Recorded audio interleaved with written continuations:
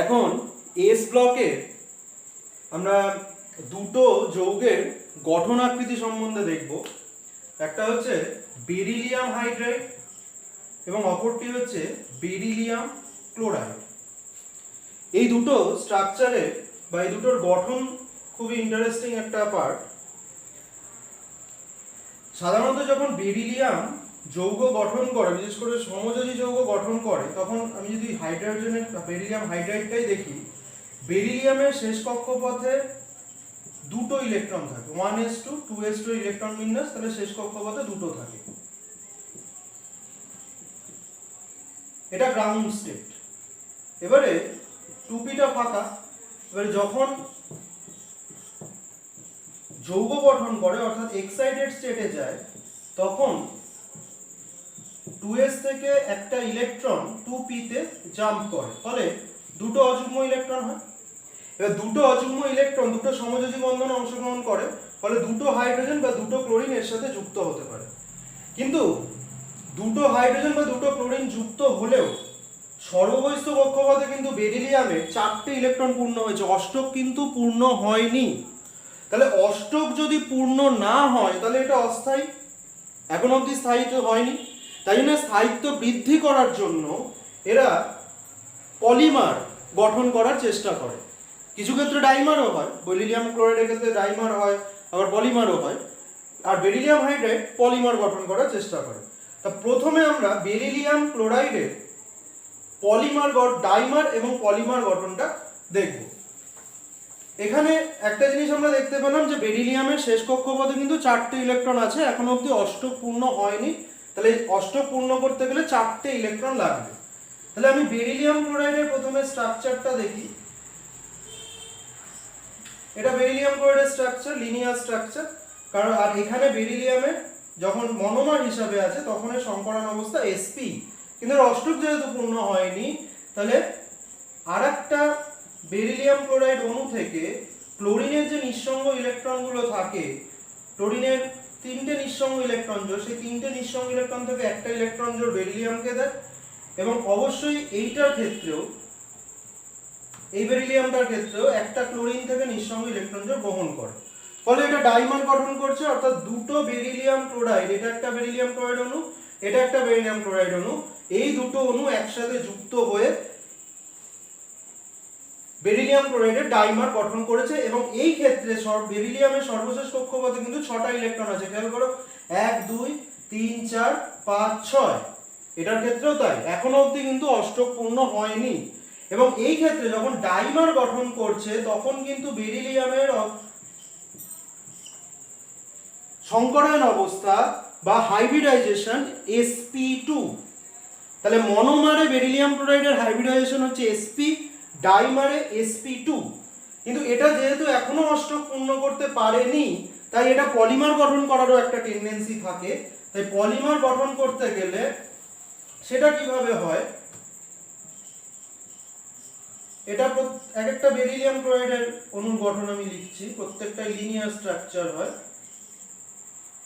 এপাশে লিখছি আর একটা। এখন আমরা বেরিলিয়াম ক্লোরাইডের পলিমার গঠনটা দেখব, কারণ ডাইমার গঠনের সময় কিন্তু ওটা অষ্টক পূর্ণ করতে পারেনি।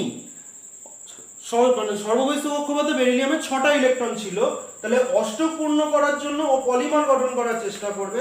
কিভাবে, আমি যদি মিডলের বেরিলিয়ামটা দেখি, দেখো এইখান থেকে একটা ক্লোরিন থেকে ইলেকট্রন গ্রহণ করবে, ইলেকট্রন জোড় এখান থেকেও গ্রহণ করবে। তাহলে এর কটা পূর্ণ হলো? 4টে তো ছিল, 1 2 3 4 5 6 7 8, অষ্টক পূর্ণ হয়ে গেল। একইভাবে এটা আবার এখানে দান করবে, একইভাবে এখানে দান করবে, এইভাবে চলতে থাকবে পলিমারিক গঠনটা। তাহলে এই ক্ষেত্রে কিন্তু বেরিলিয়ামের সংকরায়ন অবস্থা হচ্ছে sp3 বা হাইব্রিডাইজেশন স্টেট sp3, অর্থাৎ টেট্রাহেড্রাল স্ট্রাকচার। তার মানে বেরিলিয়াম ক্লোরাইডের 3টে স্ট্রাকচার হয়, দ্যাট ইজ মনোমার, অর্থাৎ একটা অণু থাকে, সেই ক্ষেত্রে বেরিলিয়ামের সংকরায়ন অবস্থা sp। যখন ডাইমার গঠন করে তখন সেটা sp2 হয়, এবং যখন পলিমার গঠন করে তখন সেটা sp3 হয়। এবং সেটা সবথেকে স্থায়ী, সেটা সবথেকে স্থায়ী হয় এবং অষ্টক পূর্ণ করে, এই কারণে স্থায়ী হয়। এবং এটা তখনই সম্ভব হয় যখন টেম্পারেচার আমরা কমাতে থাকি, অণুগুলো কাছাকাছি আসতে পারে। অর্থাৎ টেম্পারেচার কমালে সেটা পলিমার, টেম্পারেচার একটু বৃদ্ধি করলে ডাইমার, টেম্পারেচার আরও বৃদ্ধি করলে সেটা মনোমারিক স্টেটে চলে যায়। এইভাবে বেরিলিয়াম ক্লোরাইড পলিমার গঠন করে। কিন্তু বেরিলিয়াম হাইড্রাইডের ক্ষেত্রে ইন্টারেস্টিং বিষয়টা হলো যে ক্লোরিন যেমন ইলেকট্রন জোর দান করে বেরিলিয়ামকে চেষ্টা করছে অষ্টক ফিল আপ করার, ক্লোরিনের কিন্তু নিঃসঙ্গ ইলেকট্রন জোর আছে, কিন্তু হাইড্রোজেনের তো সর্বশেষ কক্ষপথে একটাই মাত্র ইলেকট্রন। তাহলে সেই ক্ষেত্রে ওর তো কোনো নিঃসঙ্গ ইলেকট্রন জোরই নেই, তাহলে ও কি করে অষ্টক পূর্ণ ও সাহায্য করবে অপর বেরিলিয়ামকে অষ্টক পূর্ণ করতে। তো সেই ক্ষেত্রে আমরা কি দেখতে পাচ্ছি, দেখো এটা বেরিলিয়াম হাইড্রাইডের মনোমারের স্ট্রাকচার, এটাও বেরিলিয়াম হাইড্রাইডের মনোমারের স্ট্রাকচার, এটাও একটা বেরিলিয়াম হাইড্রাইডের মনোমারের স্ট্রাকচার। তাহলে এই ক্ষেত্রে ক্লোরিনের ক্ষেত্রে যেমন নিঃসঙ্গ ইলেকট্রন জোড় ছিল সেটা বেরিলিয়ামকে দান করে অষ্টক পূর্ণ করেছে, অক্টেট ফিল আপ করেছে।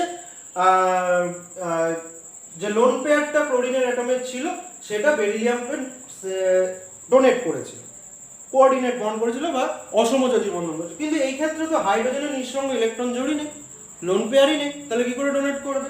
তো সেই ক্ষেত্রে কি হয়, এইখানে যে ইলেকট্রনটা ব্যবহার হয়েছে অর্থাৎ এই বন্ডে যে দুটো ইলেকট্রন ছিল সেটা এখানেও ব্যবহার হচ্ছে, আবার কখনো এখানেও ব্যবহার হচ্ছে।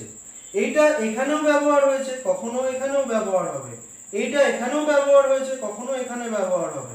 আবার এটা এখানে ব্যবহার হয়েছে, কখনো এখানে ব্যবহার হবে। আমরা যদি শুধু সেন্টারেরটাই দেখি, এটা আমি আপাতত মুছে দিলাম, আমি যদি শুধু সেন্টারেরটাই দেখি তাহলে এই ইলেকট্রনটা, ইলেকট্রন জোড়টা কখনো এখানে ব্যবহার হচ্ছে, আবার কখনো এখানে ব্যবহার হচ্ছে। তার মানে আমরা এরকম ভাবেও কিন্তু বন্ডটা লিখতে পারি, অর্থাৎ এই দুটো ইলেকট্রনই একবার এখানে আছে, একবার এখানে আছে। আবার এক্ষেত্রেও তাই, এই দুটো ইলেকট্রন একবার এখানে আছে, একবার এই ক্ষেত্রে আছে। তাহলে এইভাবে এরা সব ক্ষেত্রে কিন্তু অষ্টক পূর্ণ করতে করতে যাচ্ছে। এট এ সার্টেন টাইম, একটা নির্দিষ্ট মুহূর্তে অষ্টক পূর্ণ থাকে। কিন্তু এখানে কখনোই ক্লাসিক্যাল বন্ডে যেমন দুটো সেন্টার দুটো ইলেকট্রন, মানে ধরো এ আর বি বন্ধন গঠন করেছে এবং সেই ক্ষেত্রে দুটো ইলেকট্রন দিয়ে বন্ধনটা গঠন হয়েছে, তার মানে দুটো সেন্টার দুটো electron, two centre two electron, এটাকে ক্লাসিক্যাল বন্ড বলা হয়।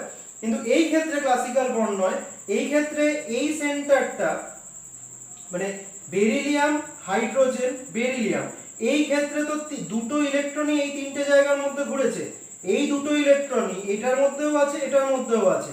তার মানে এই তিনটে সেন্টারে দুটো ইলেকট্রন আছে, তার মানে এটাকে আমরা বলতে পারি 3 সেন্টার 2 ইলেকট্রন বন্ড। তার মানে এটা আমরা যে ক্লাসিক্যাল বন্ড ব্যবহার করি সেই রকম ক্লাসিক্যাল বন্ডের মতন থাকে না, এটা একটা পার্শিয়াল বন্ড তৈরি করে এবং সেটাকে আমরা 3 সেন্টার 2 ইলেকট্রন বন্ড বা হাইড্রোজেন ব্রিজ বন্ডও বলে থাকি। তা এরকম ভাবে বেরিলিয়াম হাইড্রাইড এবং বেরিলিয়াম ক্লোরাইড পলিমার গঠন করে। তা এটা হচ্ছে এই স্ট্রাকচারের ইন্টারেস্টিং বিষয়। আরেকটা একটু ছোট করে বলে দিই যে অ্যালুমিনিয়াম ক্লোরাইড, এটার ক্ষেত্রেও অ্যালুমিনিয়াম ক্লোরাইডেরও তোমরা করে দেখবে যে এটারও কিন্তু অষ্টক পূর্ণ থাকে না। অ্যালুমিনিয়ামেরও সর্বশেষ কক্ষপথে অষ্টক পূর্ণ থাকে না, অ্যালুমিনিয়াম ক্লোরাইডে এটারও 6টা পূর্ণ থাকে। তাই জন্য এটাও কিন্তু ডাইমার গঠন করতে চাইবে, একই কারণে এটা অষ্টক পূর্ণ করার জন্য। আর একটা অ্যালুমিনিয়াম ক্লোরাইড, এটা যদিও এটা পি ব্লকে অ্যালুমিনিয়াম এসে যাচ্ছে, তবু আমি এটা এখানে বলে দিচ্ছি একইভাবে অষ্টক পূর্ণ করার কনসেপ্ট দিয়ে। তাই এই জন্য এখানেও দেখো অ্যালুমিনিয়ামটা যেহেতু 6টা পূর্ণ ছিল, 1 2 3 4 5 6, এইটা গ্রহণ করে এটা অষ্টক পূর্ণ করে নিয়েছে। আবার এখানেও তাই, তাহলে ডাইমার গঠন করছে। এই জন্য অ্যালুমিনিয়াম ক্লোরাইড থেকে আমরা অ্যালুমিনিয়াম ক্লোরাইডের ডাইমার বেশি পেয়ে থাকি স্ট্রাকচার স্টেবিলিটির জন্য। Thank you. যদি ভালো লাগে ভিডিওটা শেয়ার করবে আর সবাইকে দেখার সুযোগ করে দেবে, আর অবশ্যই সাবস্ক্রাইব করবে এবং বেল আইকনে ক্লিক করে দেবে। Thank you very much.